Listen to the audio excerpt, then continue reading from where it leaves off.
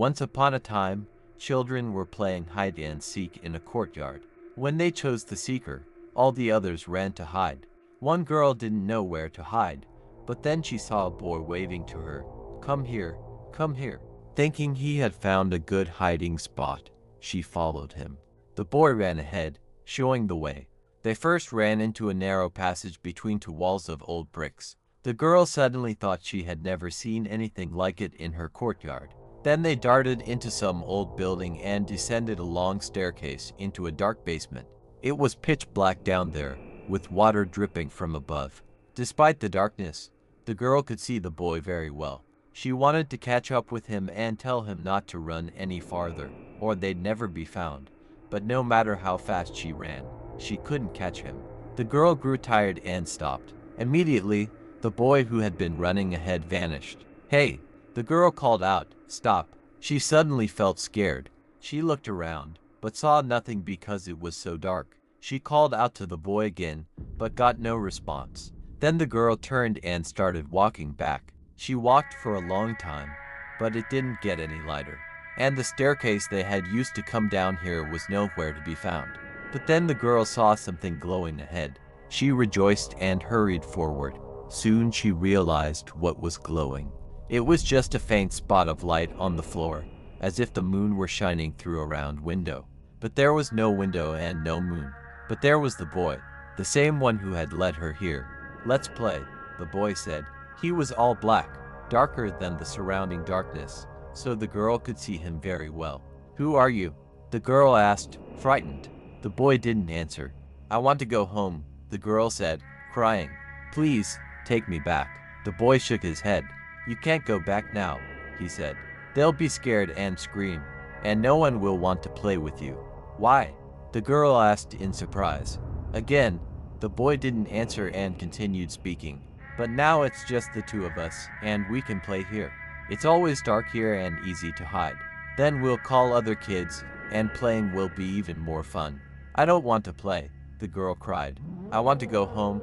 "We'll go there," the boy promised. "And you can look through your home's window when everyone's asleep, when they can't see, and even if they suddenly wake up, they'll only see darkness." And then the girl looked at her hands and realized they had turned as black as the boy's. "Don't be afraid," the boy told her. "Now they'll all be afraid of you." The girl trembled, realizing her hands had indeed turned dark like the boy's. Fear gripped her heart as she struggled to understand what was happening. "Why? Why are we like this?" she stammered, tears streaming down her cheeks. The boy looked at her with eyes that seemed to hold secrets older than time itself. "Because we found this place," he said softly. "This place where the shadows gather and the forgotten things dwell. I don't want to be here," the girl pleaded, her voice quivering. "I want to go back home, to my family." "They won't understand," the boy replied calmly. "They'll be afraid. They won't see you the same way anymore." The girl felt a deep pang of longing for her home, for the warmth of her family, for the laughter of her friends. But she also felt a strange pull towards the darkness that surrounded them, a fascination mixed with dread. "Can't we find a way back?" she asked, desperately clinging to hope. The boy shook his head solemnly. "There's no going back now," he murmured. "Once you've crossed into this realm, there's no returning." A sense of resignation settled over the girl as she realized the truth of his words. She was trapped in this eerie place with the boy who had led her astray. Yet, amidst the fear and uncertainty, a glimmer of determination flickered within her. "We have to try," she said firmly, wiping her tears away. "We have to find a way out." The boy regarded her silently for a moment, then nodded. "All right," he agreed, his voice tinged with a hint of reluctant hope. "We'll search for a way out together." And so, hand in hand, the girl and the boy ventured deeper into the darkness, their shadows merging with the shadows around them. They knew the path ahead would be fraught with challenges and dangers unknown, but they also knew they had to try to find a way back to the world they once knew, before the darkness claimed them completely. As they ventured deeper into the labyrinth and darkness, the girl and the boy encountered strange sights and eerie sounds that echoed through the corridors of the forgotten place. Shadows danced on the walls, and the air grew thick with an oppressive silence broken only by their hushed footsteps. "We have to keep going," the girl whispered, her voice barely audible in the stillness. She clung tightly to the boy's hand, seeking comfort in the familiarity of his presence amidst the unknown. The boy nodded, his eyes scanning their surroundings warily. "There must be a way out," he murmured, more to himself than to the girl. "There has to be." They passed through narrow passages and crumbling chambers, each turn revealing more of the desolate realm they had stumbled into. Time seemed to lose its meaning as they pressed forward, driven by a shared determination to escape the darkness that threatened to engulf them. Suddenly, they came upon a faint glimmer of light ahead. Hope surged within them as they quickened their pace, drawn towards the promise of salvation from the oppressive gloom.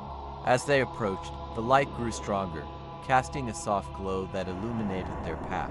They emerged into a vast chamber adorned with ancient symbols and strange artifacts. Bathed in the gentle radiance emanating from a lone source, a glowing orb suspended in the center of the room. The girl gasped in awe, her fear momentarily forgotten as she reached out towards the orb. Its light felt warm and comforting against her skin, a stark contrast to the cold darkness they had endured. "We found it," the boy whispered, his voice filled with wonder. "This is our way out." But as they basked in the orb's light, a distant rumbling echoed through the chamber, followed by a chilling wind that swept through the corridors. Shadows stirred, twisting and coalescing into sinister shapes that loomed ominously around them. "We're not alone," the girl murmured, her heart racing with renewed fear. The boy gripped her hand tightly, his gaze fixed on the encroaching darkness. "We have to hurry," he urged, his voice tinged with urgency, "before it's too late." With a final glance at the orb, they turned and fled, their footsteps echoing against the stone floors as they raced through the winding passages.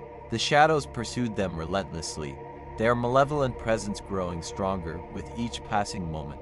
Just as they reached what seemed like a dead end, the girl spotted a faint outline. A shimmering portal shimmered into existence, its edges flickering with otherworldly energy. "There!" the boy exclaimed, relief flooding his voice. Without hesitation, they plunged through the portal, leaving the oppressive darkness behind. As they emerged on the other side, they found themselves standing in the courtyard where their game had begun, bathed in the warm glow of the afternoon sun. The girl collapsed to her knees, overcome with relief and exhaustion. The boy knelt beside her, a reassuring presence amidst the tumult of emotions. "We made it," he said softly, a smile playing on his lips. Tears of gratitude welled up in the girl's eyes as she nodded, her heart overflowing with a newfound appreciation for the ordinary world around her. From that day on, they never spoke of the dark realm they had escaped, but whenever they passed by the courtyard, they exchanged a knowing glance, a silent acknowledgement of the bond forged through their shared journey into the shadows and their triumphant return to the light.